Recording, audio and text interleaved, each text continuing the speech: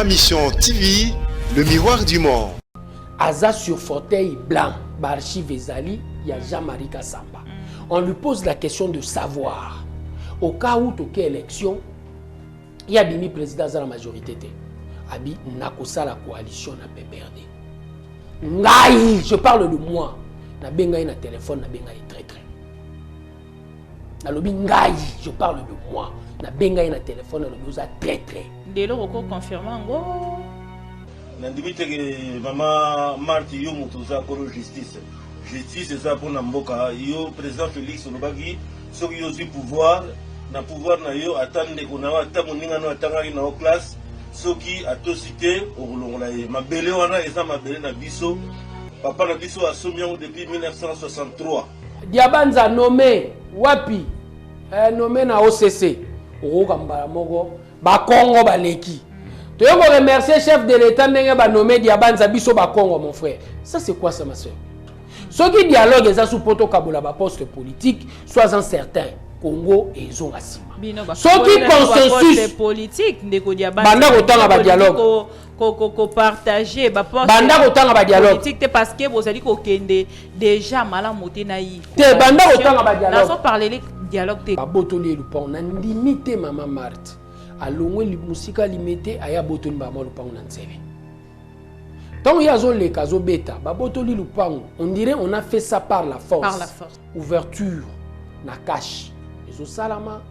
Ouverture na FCC. Ezo salama parce que les gens ont compris que le maître de jeu au Congo est à Félix. Les gens ont déjà compris. Bitumbo Tshisekedi atikela ki biso ya Imperium. Félix a aussi dit ça. Il a procédé à la mise en place de l'armée au nom du pouvoir discrétionnaire. Il y a chef de l'État à s'allier avec le gouvernement et salami. Nakotanga maloba ya chole. Eva Bazaï batangwa en retard. Nengeni ni bozo pe sa place de choix na IDPS. A kozwa senesa, a kozwa na primature. Yemoko. Biso MLC toi d'accord te. Chola ibsaye bimisa batu na balabala bongo romona to tinda su milulu pona yo. Mais Bible tango zo betela biso li solo ya bato baza ya ye. Bible lobi clair. Ko kende ko tala moto azane sika ya pasi. Et na bato esika ya pasi na Bible batia komba Vital Kamerhe te. Donc tango zo tia moto azana place ya pasi, ezala mukuna, ezala papa leta, ezala bato wana nyonso alinga ko kendo tala. Mais ko sutukana ye ko kendo tala obe moto moko. Alors cette fois-ci, il a subir. Ndenge pe ba memaki biso une erreur na makamba konsa malonda. Oluka ko contrôler seni.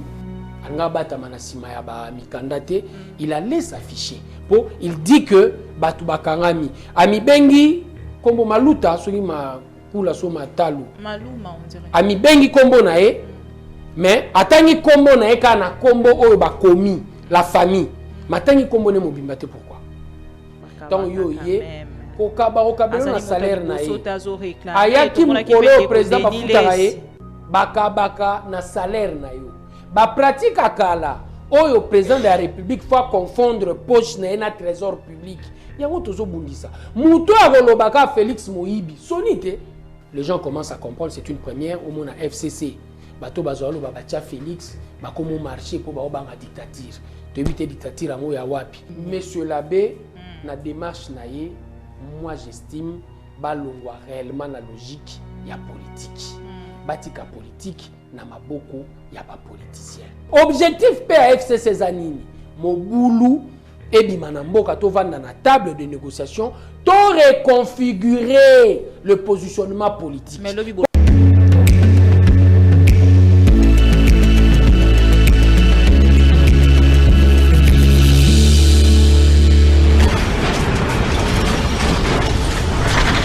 Ma mission TV, le miroir du monde. Botana bino, bozali en direct dans ma mission TV, le miroir du monde, na nzela émission Allo Congo, émission à Congolais oyo, na précisera de temps en temps parce que tozali pe na ba Congolais o balinga ramboka te. Ba miyebi nini basalaka pote mboka ezala bongo toujours na sima bazali bakongolo balingaka mboka te bakongo basalaka mpona baintérêt na bango bakongolo basalaka mpona mabumu na bango nde omoni de temps en temps na précisaka alo kongo ezali émission ya bakongolais oyo balingaka mboka lokola nga Bibi Kapinga bomoni naza na couleur ya jaune elakisi richesse e toyebi te mboka na biso ezali bongo na barichesse ebele ntango nalati jaune boye nayebi ke nalati couleur moko ya mboka na biso.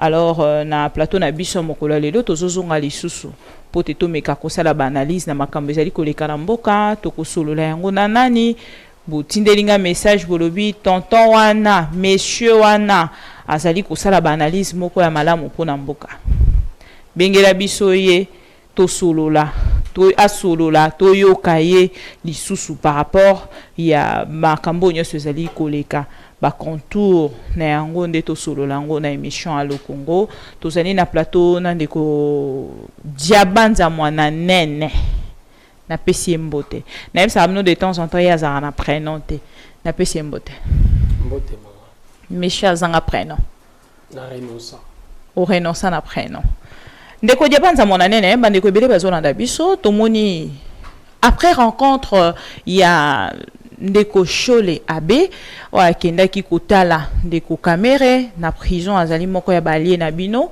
ya cash UDPS akei na ngambo ya UDPS cette fois-ci pote akutana na ndeko Kabunda bandeko ebele batikali na suspense parce que mikoleleki tokutaki kosala moi critique et moqué concernant rencontre ya ndeko Chole wa lobaki ki akei visite moro pastorale cette fois-ci akei na UDPS toujours une visite pastorale. Que cache cette visite? Je crois quelque part eza ba question il faut retourner réellement na Chole nini osala ki abe a sala ba déplacement. À première vue, et le retour au monde, tu dois comprendre que Chole a des intentions à caractère politique. Bazo vande la lisousoute, Moussa na bango ya Kisango, bazala au milieu du village. Et ils sont vraiment intéressés par la chose politique. Malheureusement, bazo salango bien mingité. Kokitana epa kamele sango azwaki critique makasi. Alors bien ça qui visite pastorale. Si c'était une visite pastorale, beaucoup n'a pas zagi kona, Moussa Nzambe, alanga tali pe na komba visite pastorale, alanga tali dikapen, wa ume na boloko na komba visite pastorale, alanga tala papa leta, bazé belé. Wana ezali salon bino mais faut boye ba pete Moussa ya Nzamba azali motoyo azora bongo ba inspiration ko ute bongo epai na Nzambe. C'est Nzamba ebisi eka tala obe kamere. Mais Bible tango zo betela biso li solo ya bato baza yaye. Bible lobi clair kokende kotala moto azane sika ya pasi et na bato esika ya pasi na Bible batia komba vital kamérité donc ton ozotia moto azana place ya pasi ezala mukuna ezala papa leta ezala bato wana nyonso alinga kokende tala mais ko sutukana ye okende tala obe moto moko ya homte kamusi bato alors cette fois-ci ko ya subir ndenge pe ba memaki biso na erreur na makambo ya konsa malonda oluka ko contrôler seni neti bazali na calcul à contrôle et contrôle au bango balingaki ba mema tango échoué tout monde qui koya na média koloba balimbisa bango ils ont mis la charrue avant le bœuf et pourtant la réalité est claire c'était les contrôles moto poussaki bango na okende vite en besogne pour les lois de betela biso li solar réforme sans pour autant balakisa biso techniquement quel est le problème qui a été posé na commission o eleki pour le loton réforme goya et la qui sabiso que loko wana photo elagi il faut pour la qui ça techniquement qu'est-ce qui a bloqué pour l'élection à la malamute pour le loton toya na réforme et loko wana ozanini elagi mais c'est pas le débat qu'on est en train de faire mais débat on a koyo na média na bango batata épiscopo na bato nyonso ba kotambola bazo biso ka réforme sur quoi pourquoi Moto n'a dit moi ma proposition réforme ezaka nouvelle société civile mais je me dis avant que ça ba proposition na voilà qui sa place est bloqué na scène eleki et ola sukawana le lorsque to moni akepa kabund analyse est claire il veut tout simplement laver kolobaka akepa kabund te loba yepa na biso Po yo pe ozali moko ya UDPS poto on azali ko présenter bande ko belé tant mosusu ba yebite o balandi biso na katikati to pe balanda yo nano te fo ba yeba te ozali moko ya ba membre ya UDPS. Je continue. Tant on n'a pas Kabundu, oui, c'est le président qui nous engage. Il engage tout le parti. Et partant de cela, tant aye panaye, alinga sokola, image à mabe à l'isolo o e betami, ya okende kota la kamere. Et il sait que démarche na kamere, et ça démarche à caractère politique. Si tel n'était pas le cas, azo contredire par l'acte qu'il vient de poser que Ezaki visite pastorale, alinga ya pa Kabundu te. Alingaka ke notala sous mukuna pour la que visite eza pastoral. Alingaka ke notala édik à peine. Mais tant walongo kuna aye kotoyo, la démarche elle est politicienne. Et c'est ce qui est malheureux. Il faut basango batikala na musala ya côté ya biso. Eza propreté. Basango basungi biso hein. Eza propreté. Basango basungi biso eza propreté. Oh bozalaki na yango, tozalaki na yango putena lo bakongo mobimba ya ndenge bozalaki kosenga te ndeko Kabila alongwa na pouvoir azonga lisusu te. Basango basunga penza na ba marché ebele ya celle-ci. Nazozonga wana. Eza propreté. To le kakana ba média, to beta kama solo ya batata molimo. C'est pas propre. Pour la crédibilité de l'État, aiser l'invité. Pour Sango, soigner les autres, baza modèle, il y a sincérité, il y a vérité, il y a transparence. Oh, Fomboke Zahanango. Ceux qui sont bango, bakomo kota, na basse-cour, na salité à politique, ils ont longo la mboka na biso discrédit nyonso. Faut tika ne loko moko tozo simba loko tozo simba eza bango to bando sala peine na bango tango ba biso ba politicien to sala nini to suki. Mais qu'est-ce qu'on remarque? Sonia Leki o aza tata molimo po beta lisolo ke ambongo azokosa. Chola Leki pour contredire Sony, ce n'est pas propre pour le pays. Ce n'est pas propre pour les enfants. Mosika talisa pete bayamba bango na ngambo na bino ba sala asala 3 fois nzela pipi pe azonga na carburant na ye. Mwana olobeli te. Ba pratique à Kaleza, ba pratique au Félix Auzana Monte. Ce qui est bel et bien vrai, être au sommet de l'État, et l'ingolo bate, nous étions moins à Rakuna Babouka en bon. Tant yo yé, kokaba na salaire na ye. Aya ki mukolo président Bafutaraye, baka na salaire na yo. Ba pratique à Kala, le président de la République faut confondre poche na na trésor public. Yango tozo bundisa. Muto a Félix Moïbi, sonite. Soki ne le bakabeli mbongo. Si banani babengi awa Kabila Moïbi, banani ba okanga muto ya tanga kaba mbongo kimbuta Moïbi. Si basoni pe bana katite. Tant bazo kange Moïbi eza poni, pozo Kabila bango te. Azo Kabila bango mbongo nini? L'argent du trésor public. Ezezaleli o photo bannir. Photo longwa na logique ya kokanisa. Il faut vivre na matolo. Mutu na muta vivre na musala na ye. Pasteur Sony faut aller en église. En tant que pasteur, il faut avoir une initiative pour permettre réellement à créer richesse s'il a besoin de l'argent. Où il s'est dit, il sera pauvre. Comme le dit réellement la Bible, motona mbongo akokota te, loko la chameau a une impossibilité na akokota na lidusu ya tonga. Soka linge zaleliwana ya Yesu. Azuyango, soka boye zaleliwana o Paul alobi bazala ba imitateur na ye, loko la Paul aza imitateur ya Christ. Il doit créer la richesse par des idées. Faut que la logique y a le lombo. Mboke kote le mate po tozo senga. Mboke kote le mapo toza na ba idée. Acha ba idée po aluka mbongo. Et puis le kwana eza ki soni susu pona ya loba. Batata molimo faut bazala bateau réputation na bango. Eza tellement exemplaire ezo pesa momo pepe asika na jeunesse. Nous risquons de manquer de repères. En dehors de Tshisekedi qui a donné sa vie, la logique à sacrifice. Et comme il est difficile, le nom n'est pas tout le temps appelé Mototel, il s'est sacrifié pour le bonheur des autres. Il a été altruiste. Na zongi suko na liso na biso ya Papa Cholé. Je crois, Monsieur l'abbé. Monsieur l'abbé, na démarche naïe, moi j'estime balongwa réellement la logique ya politique. Batika politique na maboko ya ba politicien. ezozala propreté. Na likambo yo beti CLC l'église catholique ba compagnie qui bitumba. Voilà. Ngonga nini politique azalaka ne besoin.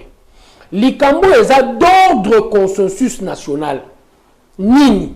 Na constitution eza bien écrit que moto akoki ko bakisa troisième mandat. Majorité présidentielle de l'époque va décider il faut nécessairement Kabilo azaki pona bango inconditionnel nzambe abakisa troisième mandat. Wana olingo memamboka na moto. Place wana tata episcope akokiokota. Akoti po nini? Akoti po na kolukeloko moko. Mboke pelate. Mboke pelate po nini? Position ondeko Kabila komaki kozwa eza position ozo kende contre le consensus national. Et le consensus national qui repris sous forme de loi dans notre constitution. Et la constitution était claire. Et ezalaki bamokano batiaki na kati ya constitution pe mutakokai ko simbate. Mais FCC à l'époque majorité présidentielle et décida qui basa la fille la position Congo Mouimba pour avancer. Là, le tata épiscope peut venir. Là, l'église peut venir. Parce que le consensus est national. Et ce consensus, en amont. Nous tous. Là, c'était normal. Mais dans le contexte actuel, il y a des marches Nabango. Ozobet a déjà les solos, il y a commission électorale. Et ça bien dit que dans la commission, moto a kozwa tête faut dans la société civile mais bango ba commissaire ya ba confession religieuse de comment bunda zongi siango na ba confession religieuse oui voilà mais c'est ce qu'il faut dire ba commissaire ba confession religieuse et la société civile en vertu de quel principe tata molimo ba koko ya place na likambo ba komate basé dans la société civile de la même manière que Jérôme Bosso de la même manière que nouvelle société civile de la même manière que l'association il y a société civile où elle est intéressée par le poste politique. Partant de cet élément, en vertu de quel principe société civile est comme confession religieuse? Bon, l'acceptionnisme, égoïsme, neutralité ou n'a pas reconnu. Na moto a sali association na ye azo opérer sur le plan de la société. Mais ceux qui n'a pas azali kozwa mwa kanyaka o mona ke kozana mwa pasi mais moto yo azali donc ozo mona kanyaka zindenge kanyaka ondenge ni. Moto ozo kanyaka en termes de dons, c'est qu'on regarde en premier lieu pour baisser dons. Et là le caractère philanthropique. Ozo caractérisation na ye. Ezali pendant que bouti côté les mela makambo malonda. Bolobite jemoko eleki. Si na joane leki na makambo malonda wana bato bazui eza banani si eza ba confession religieuse soki kanya ke tamboli pa banani confession religieuse le lieu tokoki ko bazalaki oui confession religieuse si c'est que derrière malonda eza ba confession religieuse et c'est là où je dis on a tout nité oyebisa peuple congolais ba solo linini po selon ba source nanga na ju information te deko abesho la zali kotalisa azali kotambola pa bato nyonso bakozala bongo na kati ya yi makambo ya yi ba élection pona komeka kotalisa likambo réforme ya seni. Alors na ndenge na yoki okoloba kotala makambo nyonso eleki na seni kotala makambo nyonso ozomona te que quelque part faut vraiment kokena ba réforme parce que yo lobby réforme en quoi et sur quoi naza clair. Nazolanda batu nyonso bazobeta sur la réforme na média. Pour moi, avant de parler de réforme, faut bola ki sabiso sur le plan technique. Qu'est-ce qui a cloché? Nazongi sur la petite histoire, il y a ba commission. Les commissions autres, les commissions électorales. En Afrique, to créer un ponine. Parce que nous avons compris qu'au sommet de l'État, les décors plantés par les dictateurs et permettra à un ministère intérieur et ça l'élection à l'Olenge Longobani pour le ministère intérieur a déjà caporalisé par la force du dictateur. Pour résoudre le problème ouana, to linga qui réellement l'organisation des élections est à l'indépendante. Indépendance c'est autre puissant au wapi, to puissant na société civile. Pour nous une société civile. Poye aza intéressé par la chose politique. Et net aza intéressé par la chose politique en amont donc je dirais essentiellement Aza déjà indépendante. Et net Aza indépendante, il y a qui peut permettre biso to atteindre objectif na biso ya indépendance na makambo etali maponomi. Et c'est comme ça l'Afrique tout entière et réfléchir. Tout ça la commission. Et la commission en attendant, qu'est-ce qu'on a remarqué? La manière dont les décors sont plantés dans les pays africains, il est difficile même dans la société civile au Koutabato Baza, na moto ya indépendance. Et partout, ça a échoué. Partout. Partout. En Afrique du Sud, quand on organise les élections, il n'y a pas une commission électorale indépendante. En France, c'est ça. Mais il y a une crédibilité dans l'élection. Le problème est vendu dans l'animateur. Et moi, je dis, quand on parle du décor planté, dans le contexte actuel, le Congo a sali pas de géant. Et pas ni sali. Une alternance pacifique avec une commission électorale entre les mains du dictateur, mais a eu impossibilité ya Oleksanani de faire. C'est sur ça que nous devons tabler, nous tous, au nom de nos intelligences. Pour nous, tout notre intelligence congolaise est constipée. Si tel n'est pas le cas, dans le retard le Lokoana, question liboso photo tuna, qu'est-ce qui a fait que opposition et comme on a pouvoir pendant que Bazaraki n'a délégué la commission électorale indépendante était. Place aux photos banda yangwana. Et place aux églises, faut abandonner la réflexion yangwana. Entrer dans un jeu et Zaraki n'a contrôle de la commission, t'es possible de perdre qui. Non, la respecter même il côté à l'eau électorale. À comme ici machine, comment je dirais, non seulement imprimante, mais na compteur, il y a ma voix. Au mépris de la loi. Mais nous avons remporté les élections, nous, opposition. Place aux photos réfléchir Yangwana. Et j'ai dit le pas de géant Yangwana. Le décor a changé. Au sommet de l'État, il n'y a plus un dictateur. On a caporalisé ministère et intérieur. Moi, j'estime la commission depuis 2006, 2011 et échoué même 2018. Échec n'a vendu à 2018 et vendu la dimension le mépris de la loi et sali que failli a contester l'élection. Et pourtant, Félix a remporté les élections. Azo contesté Ponini. Par rapport à la loi était claire. Élection n'a résultat fait où t'en as urne. Mais il y a pessimisme au résultat à la machine. Au mépris de la loi, à bois qui bat papier. RFI la kisiawa. Et l'obeleli, CFI la kisi, n'enge ba ko voit ka bulletin de vote na est. Et ba bulletin nyusu bazai ko bois kana ko lokota kombo ya Félix. Et pourquoi ba quoi il est là machine?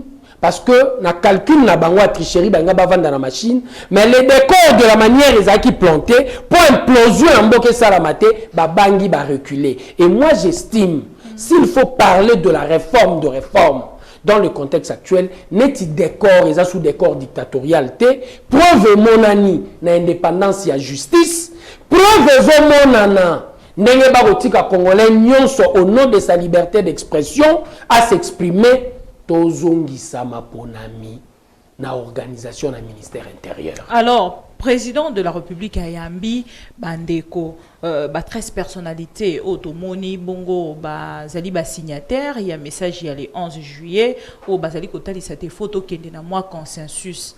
Après Koyamba Bango, Akei Bongo Koyamba, Ndeko Jeannette Kabila, Ayambi, Ndeko Nanga, Corneille, Ayambi, Lisusu, Azali AG, Kazadi, Azalaki, ancien AG, ya Aner, Nangambo na yo, tout le banini. Moi, Makambo Bandeko, 13 personnalités ou en politique, Bazali Bongo, Ko Kende na Simana Yango, tout le bate. Lobby to après lobby, fort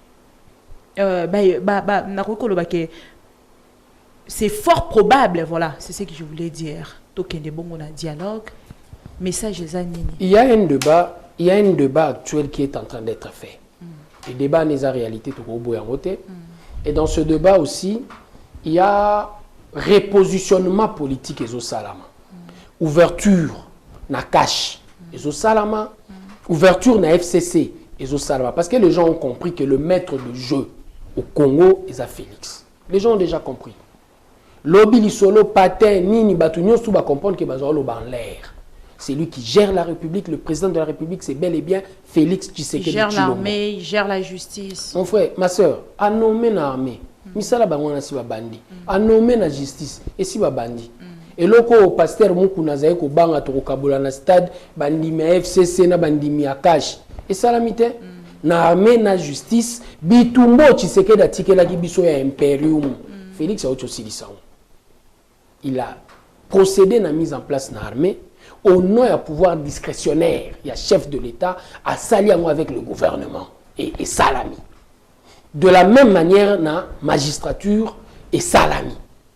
Et moi, j'estime, dans le contexte actuel, crise pour un cas probable dialogue, na cadre et consensus sur le plan politique, et l'ingaki koya, une crise à caractère institutionnel. Il y a une crise privée. Crise oyo est à parti politique. Et le consensus qu'on est en train de chercher est à l'organe technique organisant les élections. Et dans l'organe technique organisant les élections, le vrai problème qui est en train d'être posé, que ce soit les confessions religieuses, que ce soit FCC, malheur, il y a des unions qui vont contrôler CENI. Et nous avons contrôlé CENI et Memi biso place au Tozalelo. Ce qui bato faut ba solo là d'une manière consensuelle. Poto yeba na FCC, na les confessions religieuses, na biso cash, nengeni ni to procéder pour ma ponami ya moto a kozwa la tête ya CENI et tout misa bato nyo sauté. Tout à fait normal. On est allé pour 13 personnalités politiques. Tout à fait normal la démarche na bango. Je respecte leur démarche. Il y a moi, Moké Solo, ok. Biso to bimi na barabara ponini. To bimi te pona ba confession religieuse et pona qui Malonda. Rosa Malonda te. La manière cavalière oyo FCC alingaki akende na banterima ba makambo wana. La manière cavalière au FCC azola kisabiso au mépris de tout le monde. Oh ya lingi ko sala ya ngwana ko sala. Et nini ezali ko caché rencontre il y a président de la République honorable Jeannette Kabila monsieur Kazadi Niemboe o azali ki bongo ancien AG il y a Aner et puis il y a Corneille Nanga s'affiche à nouveau. Je viens de le dire tantôt. Il y a un débat qui est en train de tourner sur la manière dont Bapona qui ronsar Malonda. Et le monde entier a vu que Batoba n'a pas d'accord. Et cette manière de ne pas être d'accord, FC Sazolinga forcé. Les gens doivent débattre pour faire comprendre au FCC, à tout le parti, qu'il est important dans le contexte actuel de créer consensus pour l'instrument que nous aurons à utiliser pour l'organisation des élections et à l'instrument moko au bâtonnier sobaï nango d'accord pour te planter des corps et à contestation avant les élections. C'est tout à fait normal. S'afficher à nouveau. En expertise. À autre chose, sélection. Mais pourquoi il y a un Malonda bozali ko boya ou expertise il y a un Malonda. Ndeko Malonda problème eza ko se poser na betelo lisolo mbala mingi muto Malonda tungisa bato IDPST. Tozalaki na mutu na sénité Félix Tshisekedi abimi président. Donc nous estimons le vrai problème est la manière cavalière. Il y a parlement ya kokanisa au mépris de tout le monde au nom de la majorité mécanique. To salaka soki ba fini bouton o biso to lingi po objectif PFC Cézanini Mobulu et Bimanamboka to vanda na table de négociation to reconfigurer le positionnement politique. Mais le batebele à FCC Bochab Lumanu Minaku sachant que 18 ans de gestion à Bango ce qui est indépendance et justice et vandi à solo derrière et ils veulent renégocier tout ça. Et la négociation qui n'a rien à voir avec l'intérêt de la République, bango pour la bango, propriété à nation, et affaires na bango, bango va se retrouver le sous-sous na ba misala pour préparer 2023 et en plus va se couvrir. C'est-à-dire qu'aujourd'hui, on peut considérer que l'affaire Malonda est comme il est passé. Turuki kozonga lisusu moke na sima te tozonga sima na lobité que tozonga sima te na yebisio affaire Malonda biso totala ki confession religieuse parce que vos marchés la manière cavalière sur ba marché mais oui bato na motonu soufa yo bango bayoki bomoni bazongi si Okoka tendenge na nini? quand il y a ba confession Okoka tendenge religieuse. nini? Le monde entier et que ça soit le Congo, tu vas comprendre que au marché na balabala c'est une manière de s'exprimer. Ndenge zalaki te l'époque à Mobutu na Kabila, les gens comprennent ce qui représente réellement le marche. Pour nini, UDPS pendant 37 ans a sali yango et commissionné na pouvoir. Et les gens comprennent que au koki côté analogique parce que nous avons utilisé le Congo comme notre laboratoire pour tout la kisana ba congolais nyonso que en faisant cela souka sans armes ba yoka rapé mutu yango na batu pe bazomeka batu basali yango au pouvoir c'est nous. Comment est-ce que biso tokoza na mépris ya ba manifestation nyonso wana na o bato bakufeli poto loba que to vendre la moto to solo là poto bongisa makambo. Il doit y avoir un consensus sur le plan technique. Rien à voir avec le plan politique. Base kozongo ndenge nini? Parce que base selon base catégorique, base catégorique, batambola ki ba revendication. Balingi likambo mosusu te à part séparation. Bokota li sa base nini? Ce qui lobitoke na dialogue. Que to vanda li susu to solo la pour quel objectif? Te ozolo basuma be. Tant on ba dialogue, o lingo zonga na dialogue na logique ba dialogue ezo sala makala. Donc il y a consensus. Na dialogue ezo sonner. Mais est-ce que la logique ya eloko yozo benga ba dialogue? Le Congo a connu plus de 9 dialogues, ma sœur. Au lieu de 60 à 65 3. Loulabour, Tananarive, Louvagnon. Vous comprenez? Pour résoudre la crise de 60 à 65, il fallait un coup d'État de Mobutu. Quand il a amené son coup d'État, à Kanywa politicien Mounoko, Nakoboma na 66, Mamba, Bamba, Anani, Kimba. Quand on a bomi, Bangi, Mobutu a vendu neti chef. Aïe, ça, ça sous dialogue. UDPS a vendu déjà bagarre na 82. A sali si dialogue na 87. Na Guadolite. Vous comprenez? On a le 24 avril 1990. Avant le 24 avril 1990, à Salisi enquête, Namokolo en Pombo, à Bengagi concertation. Le 24 avril 1990, Mobutu Aleli comprenait mon émotion. Après, Tobandi ba dialogue. Palais des Marbres 1, Palais des Marbres 2, Conférence nationale. Et Bota et Loroté, les bons tours. Tolongo wana. Pour makambu nyonso ya Mobutu Elongwa, coup d'état musée 97. Azuki Bokoti. Tango akoti, yé pas bandi. Concertation. Et là, on a sous convention sur une et Salami accouché d'une souris. Tolongo wana. Guerre, il y a les 18 août 97 et bandi. Tant guerre wana et bandi. Là maintenant, il y a un problème. Quel est le problème qui est en train de se poser? Il y a un problème de guerre. Le fonctionnement des institutions sur l'ensemble du territoire national est posé problème. Là, ça exige un dialogue. Pour Nanini, Mboke Zotambola sous na lolenge sécurité, institution une partie de la République et qui na maboka mutu, a se revendiquer net yepe mokonzi ya kwenwana, à remettre en cause la violence légitime oyo ba définissé la ka état. Là il y a un problème réel dans le fonctionnement normal de l'état. To sengi biso table, to bandi Lusaka nini to yoko suka wapi na Sun City. Vous comprenez? Dialogue inclusif ya Sun City, Musée Siakoufi. Et tozu dialogue wana. Et même libiso nini. Organisation des élections. Malgré c'était une mascarade électorale, mais to komina organisation des élections. Wana on a su déjà si na komina 7 dialogues. To 8. Donc to longo na organisation des élections wana. To ye to pusani. Les 30 juin tout s'arrête balabale. Kabila persisté, Toye Lissousou Kabila a triché na Tshisekedi. Tshisekedi a tenté de bloquer la République par sa mobilisation. Tout ça ici débiloko. Concertation nationale, il y a Liboso, où il y a Banani Moussala. Mouto MLC secrétaire général. Thomas Louara Longwe, a Kei Bangona Germain Kambinga. Aïko Sali Sami Balé. Où il y a Sami Badibanga. Alongwe IDP. Alors déjà IDPS ça a un parlement a commis premier ministre monter au longasco IDPS pour comme sous premier ministre Chibala au nom ya même eloko deux sous ouais to mine fouté déjà un dialogue de débauchage yoka talaba dialogue to longwe wana Tshisekedi continue de bloquer la République. Le 19 septembre à Sali appelle nous descendons dans la rue tant to kitina balabala ennemi biso ya basango. Mais à Basango, moi, aboutissant à quelque chose. Et aboutir ne l'oko pour la dialogue. Et vous aboutir ne loko pona balabala. Il faut que vous en reconnaissance. Balabala. Balabala le 19 septembre na kotanga maloba ya Choli. Et bazaï batangwa en retard, nengeni bozo pe sa place de choix na IDPS. A kozwa semesa, a kozwa na primature. Yemoko. Biso MLC toi d'accord te. Chola ibsaye bimisa batu na balabala e bongo romona to tinda su milulu pona yo. Ya bimisa batu na balabala talakisa za makasi. Ayebisa moeva.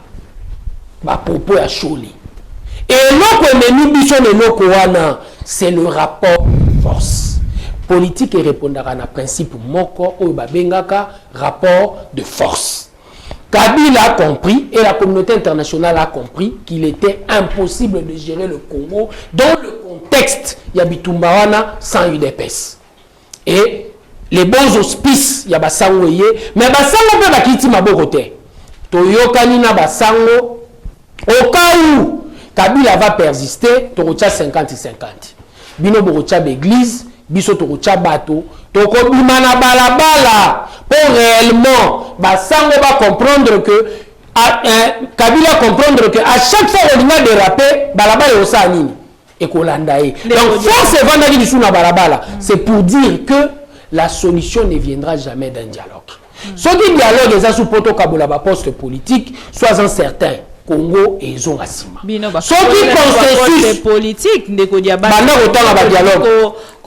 Partager, banda autant à dialogue. Politique parce que vous allez kende déjà malin monté naï. Banda autant à dialogue. Nous parler dialogue. Parler de merde.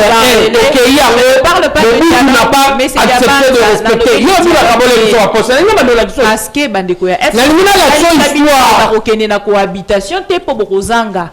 Bakena na coalition pour te se départager équilibrer zala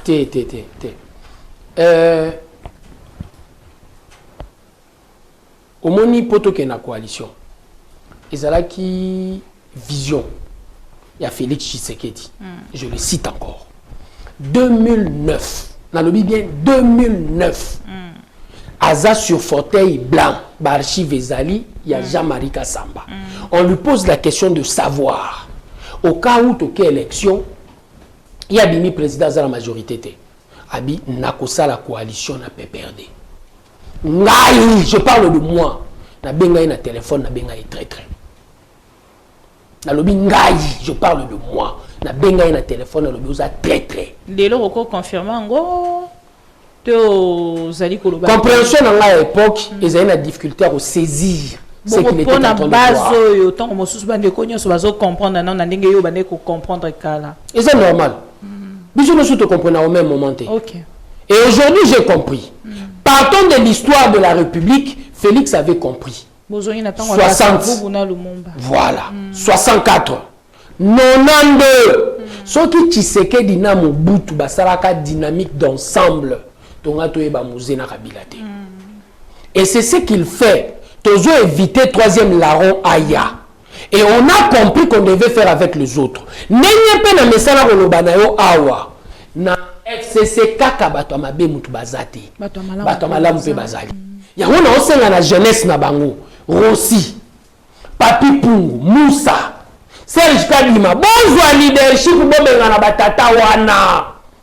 Aussi longtemps que tu as liboso, bazo bloqué et la République et le FCC va finir par disparaître parce que devant l'ouragan du temps, fruit mûr ou pas mûr et koyaka. Et bango faut pas comprendre bazo leadership. Et biso toza d'avis, ceux qui battent le FCC va comprendre qu'il y a un nouveau leadership au sommet de l'État, va s'aligner Moussala Mboke Kosala Mamalamo. Mais bango, bazoni n'a pas travaillé pour l'échec du président de la République. Au moins, il y a ce problème. Il y a quoi que Tamboli pour une institution penza de Kodiabanza. Bande ko pas perdre. Au talati ba effigie na bangote ba tie penza. Non à la dictature, bataille ici, basali ko protéger ba institution. Nangambo na bino bomilo belinini basali ko protéger Sénat, basali ko protéger l'Assemblée nationale mais la présidence té. Era obeta ba marche les qui est comme era ba conclusion ba marche. Ce que vandeli marche wana. ceux qui veulent soutenir l'institution, la première institution de la République, est un président. Il fallait baser la photo à président. C'est ce qu'ils n'ont pas fait. Donc, ils ont déjà basé la sincérité. Mais la deuxième bloc, autant na kacha marche, mutarati chaussure à croco. 10 minutes à marche. 10 minutes. Bon, il y a duré à marche wana. Quand aussi ça na point oyo na ligito aussi ça makambo ya ICENI, makambo ya dialogue, ba rencontre ya président de la République, na 13 personnalités politiques, na ndeko Jeannette Kabila, ndeko Nanga Corneille, na ndeko Kasadi, tout le bien nom qui est kaka attend à 2 minutes kaka. Bino sala penza problème exact Derrick va permettre biso pote deuxième sujet tozo à sous moi temps mais bino bato botambola bo sala ba marche bo une expérience il y a opposition pendant 37 ans durée à marche ils allera combien durée à marche ils ont définir détermination bozana on a kacha terrain ce que moni na kacha marche Moutasali 10 minutes. Cela suppose quelque part qu'il y a un petit problème en termes de mobilisation. Pour motosoka au marché, et ça l'ambiance. Nakata ambiance soit la bolinganine. Bon melati. Ti seul au sentir que to lembi ko yemba ale bosaini bokei. À ma grande surprise, bango pendant 10 minutes ba lembi déjà. Au pessinga précision té. Tant que je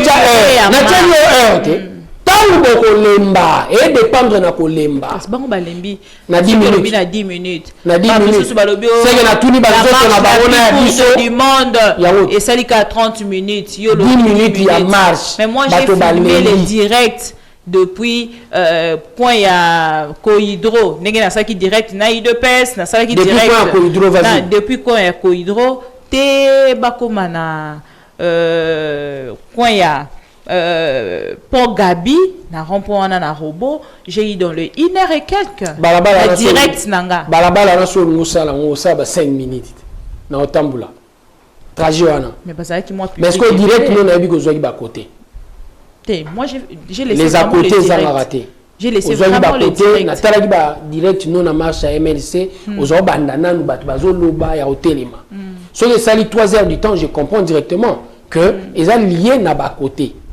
Et na zoni siko na lisolo a marche wana. Donc na beta masolo marche na ina vanda na ba conclusion. Luche Bimi. Le 9 UDPS.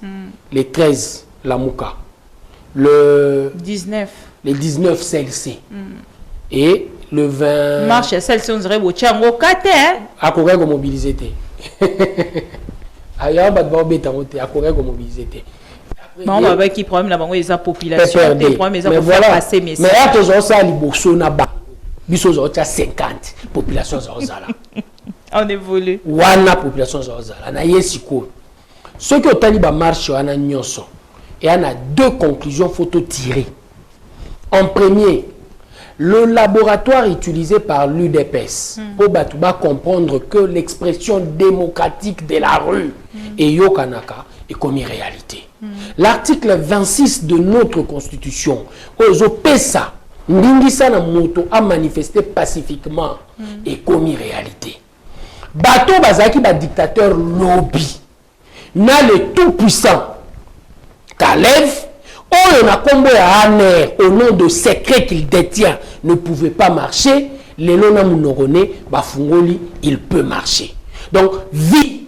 Oh, IDPS et Pessina Congo, ça peut permettre au Congo d'aller de l'avant pour la simple bonne raison, Montarozon Asuna Mando quitté, moto, faut s'exprimer par de voix démocratique pour Allah qui sa point de vue naïe.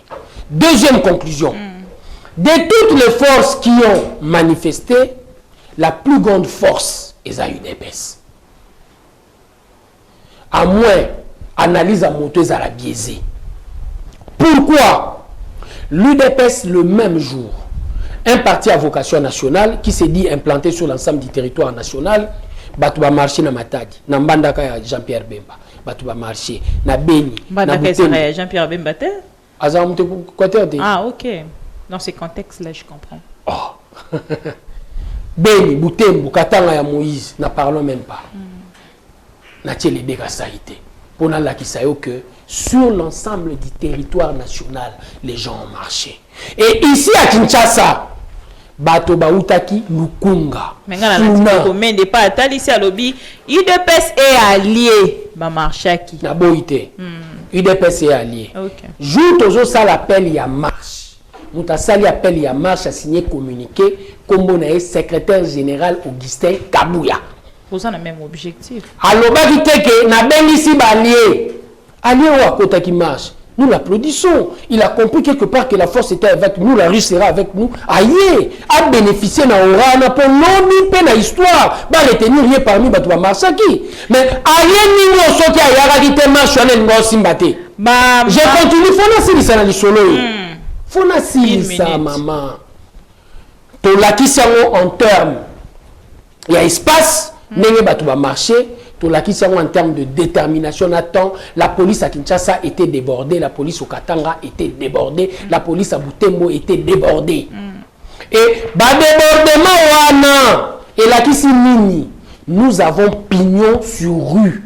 La légitimité populaire est Zanabiso. Bato bazai ko ganga wa o bana balabala o boye. Ba ke ko sala marche na Changu. Olongo banda gombe na mutuka vrrr Changu okomi Changu 6 heures pour banda marche 14 heures donc boké ko bonde la bato ils ne répondent pas à votre appel et là qui c'est que nous sommes nous biso 3 vagues première vague 9 heures leader la première vague ba jeune Jekobea deuxième vague ba motard na ba parlementaire debout troisième vague Kabund ici à Kinshasa, à 14 heures. Donc je te dis, en termes de durée, en termes de mobilisation, il n'y a plus photo. Et les ambassades ont compris. Pignon sur rue, légitimité populaire, Namaboka Félix. Au lingi bitumbana biso, au consentir peuple na barabara. Peuple de patali sibino peuple, batambola ki na bango. 10 000 francs, 10 000 francs. Merci beaucoup de Kodiama de Tokoti na prendre biso ami balé.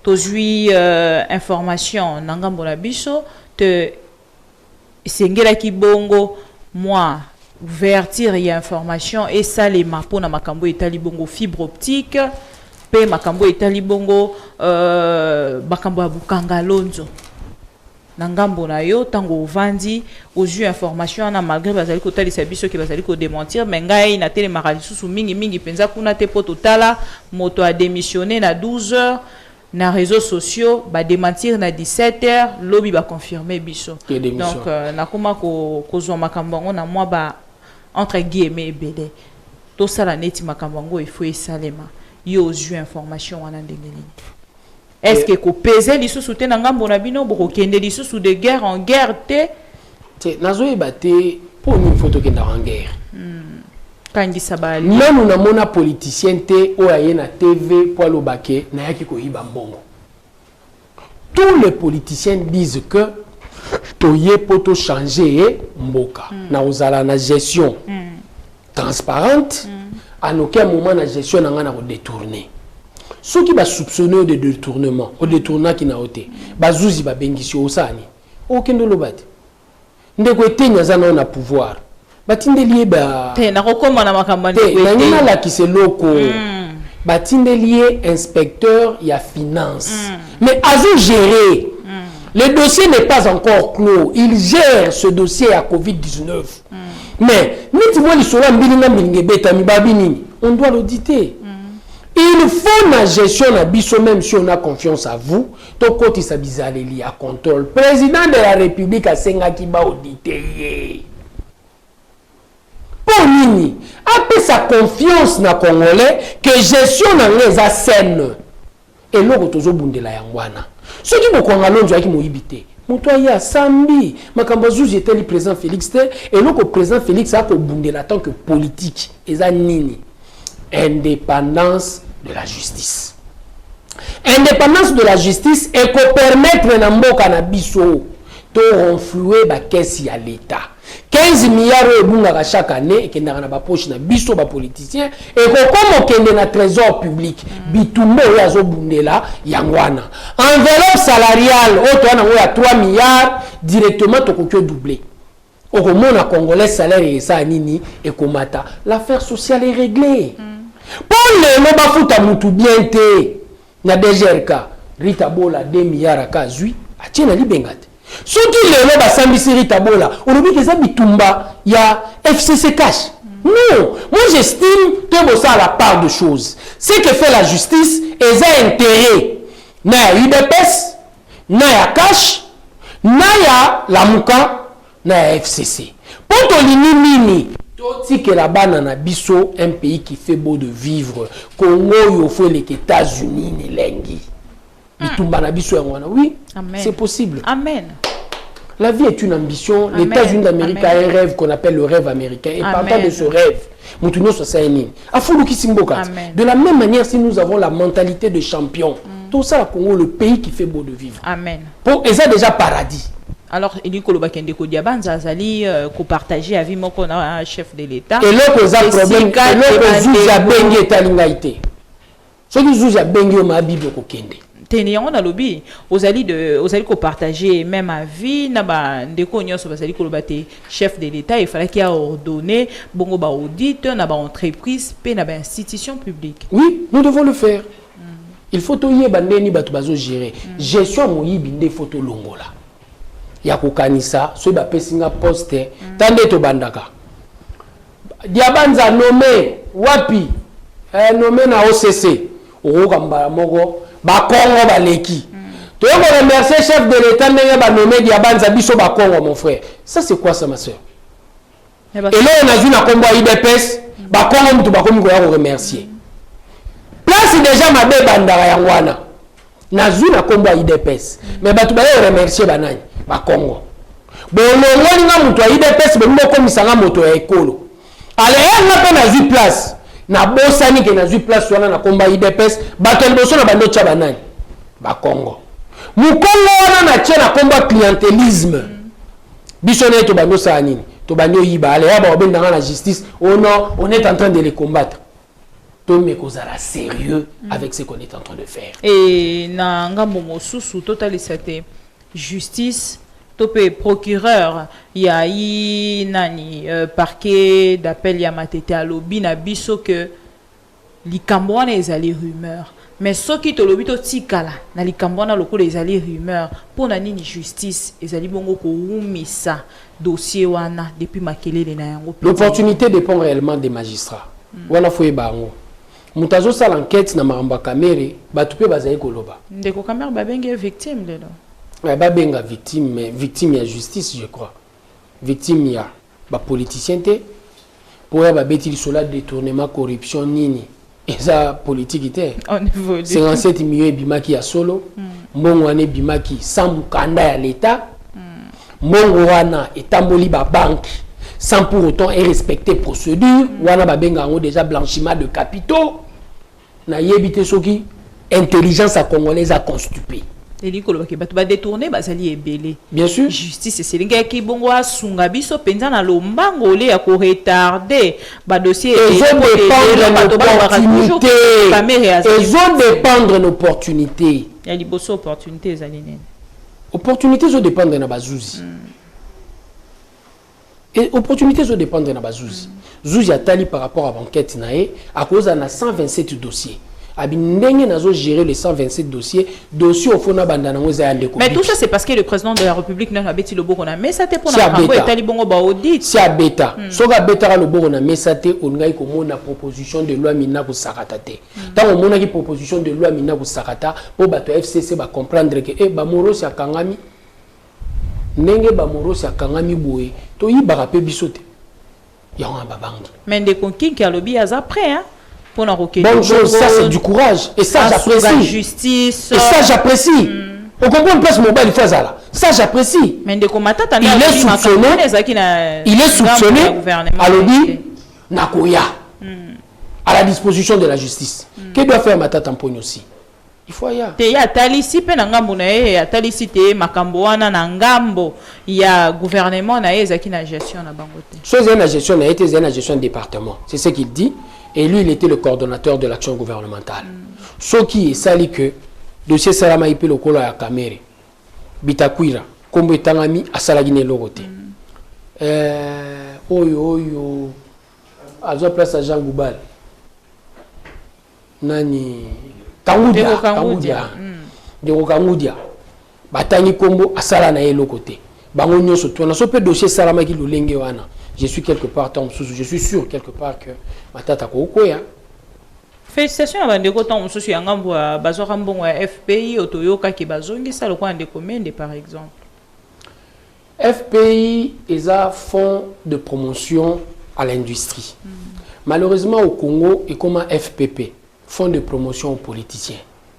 Ba pesa ba politiciens mbongo ba minaku ba na mbongo kuna Bochabu, moi sinaye, police de Bimaki. Et les gars, la mission roi de la place, tant que l'équipe a combonionso, Germain Kambinga, ba politicien à ba politicien. Je me dis, il faut recouvrement forcé et ya. Réflexion à FPI et n'a pas permettre na Congo, ba PME et s'industrialiser. Motazo ça mon entreprise azo comprendre que pour l'entreprise n'a la place ezali na koma monene na tala Congo mobimba il faut une chaîne d'industrie et na logique à chaîne wana industrielle place à kozwa mbongo eza FPI mais FPI atala sous ba PME te azo tala ka banani ba politicien et ba politicien so bazwi mbongo wana bazongi sarate po banganzani. On a poste politique. Il faut quand même l'en décommander. Ce qui a zongi c'est bon. Merci beaucoup. Mais ma belle Vandika rapport à monde déjà, na yebié politicien, na yebié industriel. Alors, est-ce qu'on en vertu de quel principe? Donc, ça, les projets, qui n'a projet naïe en tant qu'investisseur. Ndeko diabanza to comme koko manasuka mais na vu vidéo moko bandeko babi nanga rédaction elobi talisana papa diabanza kombo yo koko tambola na ndenge bazali ko talisa yango boete poto futa na ba valeur na papa Etienne Tshisekedi o atika biso pe à son âme vidéo moko etamboli na kombo ya mama Marthe na ebite na kotikela autant otalango quand même pour que tous zonga ou mais un peu couper ce point de vue parce qu'à chaque fois tous les carana plateau na tout na ko question dans le bara ce qui mandat na bino eleki il y a 5 ans au peuple congolais ko retenir nini na mandat ya 5 ans au yaï coalition état de droit gratuité de l'enseignement état de droit aussi la namboka oui aussi la namboka mais makambo yo balakisi biso na vidéo oyo o meka un peu ko loba likolo nango tongo mosusu e ko laver pote bato balongola image oyo ba se ko talisa déjà dans les réseaux sociaux pour la maman Marthe bongo tozonga maman Marthe aki ko botola na quartier ya Buma na commune ya Ntsele ezali mabele na biso. Mais bon, nous la justice ezali nandimite que maman Marthe yo mutuza koro justice eza pour namboka yo président Félix Olobagi so yo zi pouvoir na yo atande ko na ata moninga no atangaki na classe soki atosité okolongola ye mabele wana eza mabele na biso papa na biso asomi yango depuis 1963 eza mabele ya Matula famille Matula. Mais lelo yo maman Marthe ozui bandeko na ngai Berni non Matula otie bango na prison pona mabele oya bango bali koteka te boke kosala complicité na chef po boteka mabele wana to bozwango ata bozwango lelo lobi bozongisa yango wana ngamu na lobi je m'appelle Matula ndenge na lobi soki bozwango lelo lobi bozongisa yango justice et kosala mabele wana ezali ya biso to sombi yango da papa a sombi depuis 1963 lelo te yo mama Marthe po bokomi na bokonzi oya kolobake oya kobotra mabele ekoma ya bino eza ya bino te ekozala pe ya bino pe te soki bino bomemeli yango nde bomemela me yeba ke justice soki oya ya mabele esalemi te ya nzambe kosalama mama Marthe akei kobotola na quartier ya Buma na commune ya Ntsele ezali mabele na biso. Mais bon, nous la justice ezali nandimite que maman Marthe yo mutuza koro justice eza pour namboka yo président Félix Olobagi so yo zi pouvoir na yo atande ko na ata moninga no atangaki na classe soki atosité okolongola ye mabele wana eza mabele na biso papa na biso asomi yango depuis 1963 eza mabele ya Matula famille Matula. Mais lelo yo maman Marthe ozui bandeko na ngai Berni non Matula otie bango na prison pona mabele oya bango bali koteka te boke kosala complicité na chef po boteka mabele wana to bozwango ata bozwango lelo lobi bozongisa yango wana ngamu ya lobby, je m'appelle Matula. Ndenge la lobby soko bozwango lelo, lobby bozongisa yango. Justice et Rosalama mabele wana ezali ya biso to sombi yango da papa la sombi depuis 1963. Lelo te yo mama Marthe po bokomi na bokonzi oya kolobake oya kobotra mabele ekoma ya bino eza ya bino yo zali moko ya bandeko ya UDPS. Alors ngai na moni vidéo na oki pasi na lobby maman Marthe azali ko prôner ba valeur avant da pembeni ya papa oyo yo atika la penza na mitu ya bato ebele na bato tongo mosusu bozala na bango na vie moko te na politique ba reconnaîtra ka combat ya papa Tshisekedi. Alors na ba valeur ya papa Tshisekedi kotala makambo oyo elobami pona maman Marthe nga na lobaki soki na zu moto moko ya UDPS na plateau ameka mpe kotalisa nga bandeko na bazo senga état de droit balobi état de droit président Félix Antoine Tshisekedi akatela bango likambo mais likambo yango bazali kotanga kombo ya moto aboti président de la République. Ça fait un peu, je crois quelque part image d'abord n'a remarqué et l'ongina zomoni sate Mathieu ba document quand il y a le pas document il a peur de s'engager, je ne sais pas pourquoi. Malobi bandeko na bango mosusu bakangami baza na prison bandeko bakangami dans ce qu'il dit, mais ce qui est important à s'adresser dans les cours et tribunaux. En premier, ce qui est important, si c'est vrai, Babotoli Lupon, on a limité maman Marthe, à l'ongwe musika limité à ya Botoli maman Lupon on enseigne. Tant qu'il y a les cas bêta, Babotoli Lupon, on dirait on a fait ça par la force. Par la force. Je ne sais pas. L'élo, na siècle ata oza ndenge nini ata na au pire pouvoir la dictature a na Congo mutako yo binga na batna lupango na bango te abotoli par la force mikanda et la kisaka. Et moi j'estime si il se sent lésé à s'adresser na bacours et tribunaux et bacours et tribunaux est fixé c'est quoi le dossier et dossier zandé nini neti na na dossier te na mutu. Le document pendant na omona na okokotanga te même ceux qui n'attendent na oyeba authentifier te il serait difficile pour moi dans le contexte actuel na megarobim samalo bebele.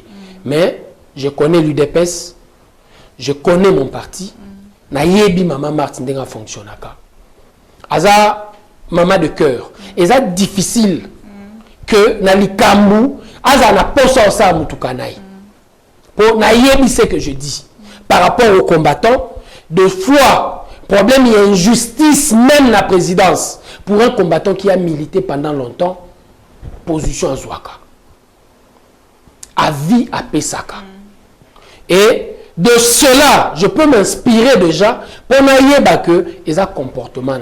Et dans notre combat, de souffrir tellement dans notre chair, ils ont difficile comportement na biso et que nous avons la muninga. Alors, et il y a yebi passe à konyo la bateau. Elle ne peut pas s'hasarder. Au contraire, il y a Oyo à saliviner mon. Alors, tu as démentir tribunaux pour la kissa. Réellement, il y a si c'est bel et bien vrai, babotoli lupa. Donc les mamans on a démentir yango nengeto mekaki ko démentir likambo batalisa ki yandeko Christian Tshisekedi abundi ndeko Abed Achour. Voilà. Ma solé belé sur la famille Tshisekedi pour le moment et ça la mapé la logique il y a discréditer la famille. Et batouba ça la à dessin, batouba ça la te que avant dikabo était. Il y a des gens qui sont en train de calculer, il y a un laboratoire, ba calculer loko ato la tsanai, ba la tisentel. Photo tamboulia wa Christian Tshisekedi mutaro bunda. Enfin, on a fini par comprendre que ce n'était pas Christian Tshisekedi. Les aïna ngoyete. Les aïna ngoyete. Mutumsum Tazobunda. Abed Achour pas bandeko bunda te. Kokabula, il paraîtrait. Donc je me dis quelque part, partant de tout ça, il y a beaucoup de choses qui se disent. Et biloko ane Obama, c'est à dessein. Et moi je dis, si le solo est vrai, anga bombelonginete. Anga batamana simaya ba mikandate, il allait s'afficher. Il dit que batuba kangami, ami bengi kombo maluta soli ma kula so matalu. Maluma on dirait. Ami bengi kombo nae. Mais atani kombo na eka na kombo oyo bakomi la famille. Matani kombo ne mobimbate pourquoi?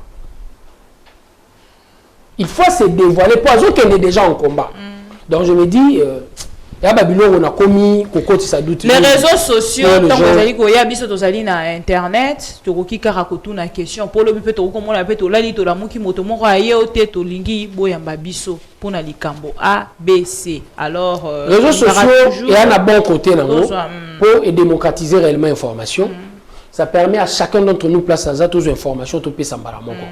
Pour cameraman aza partout mais lelo caméra est partout.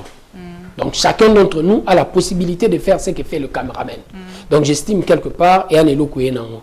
Mais au moins aussi et là on est sous-souillé et ça rappelle à côté négatif. Information. Et on a pas côté négatif. Mais côté mauvais na information autant que les autres devancer ndenga le bino tout à l'heure information sous na sorango vraiment sous basango le kutani tibandeko bazali ko komelanga de partout bazali ko talisanga mama bibi yebisa biso nanu balobi ba désarmer kinga kati to moni na ba titre ya bandeko ebele ba désarmer kinga kati kuna nyonso est tombé tout ça ngala ko yebisa bango pe ke zali information ya lokuta batikali ko désarmer kinga kati te boyete buzz deux fois ça là pour la buzz ce qui est bel et bien vrai les armes qui étaient entre les mains de l'ancien président na GLM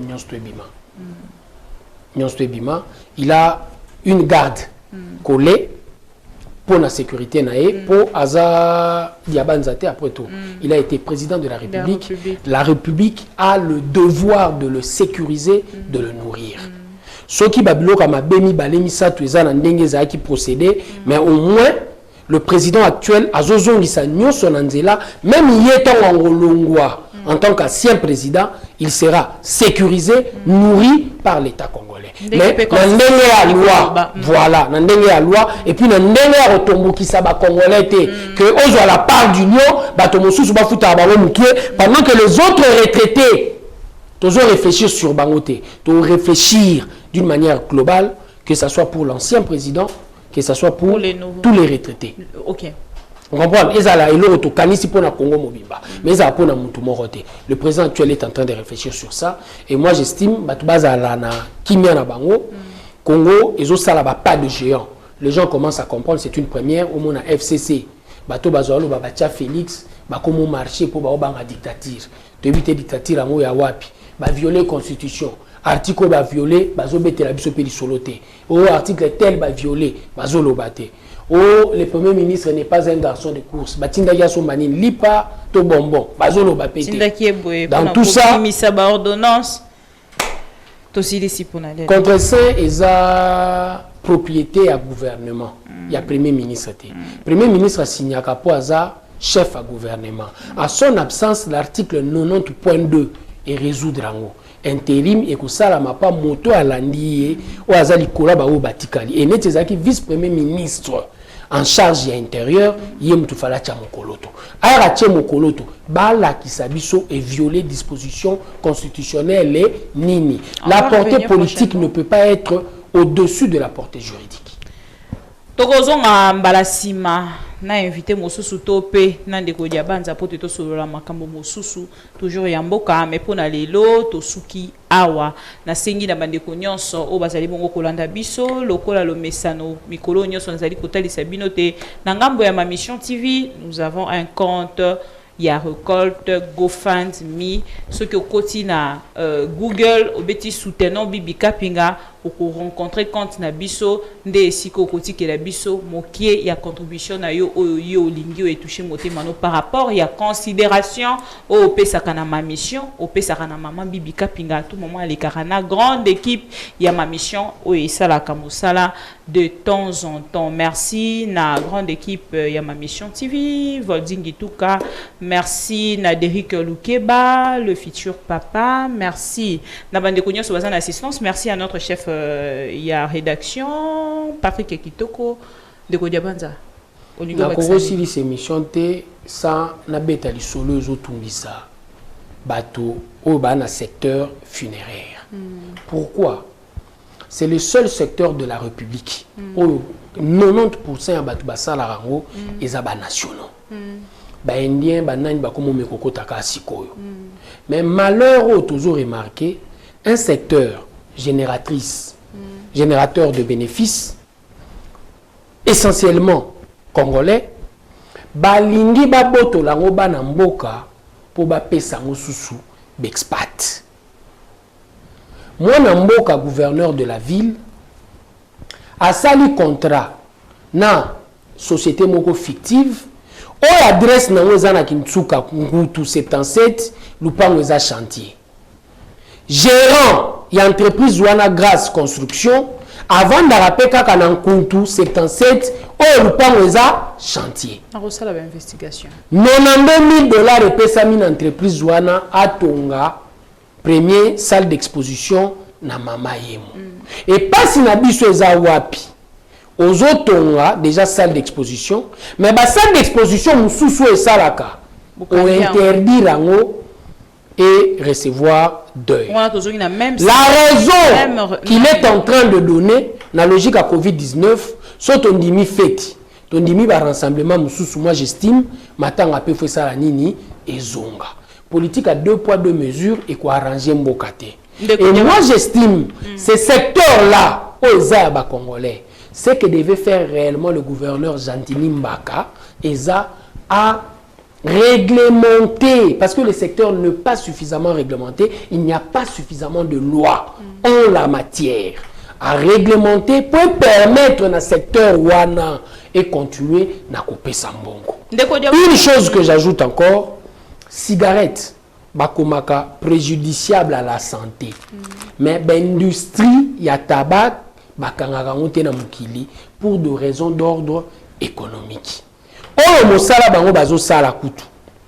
Et kobikisa muta pola na balabala te et en plus ils ont créé économie mais bolingi bomema bato wana nyonso na nzala. Ndeko Jantini zonga sima. Ngala kosenga yo après l'investigation nanga tout ça là une émission spéciale pour nous remettre un peu conscientiser bakonzi ebele autant mususu bazo kalikambo wana mais bazo zwango à la légère. Merci beaucoup. Merci on nous a dispo. Tokutani mbalasima. Merci.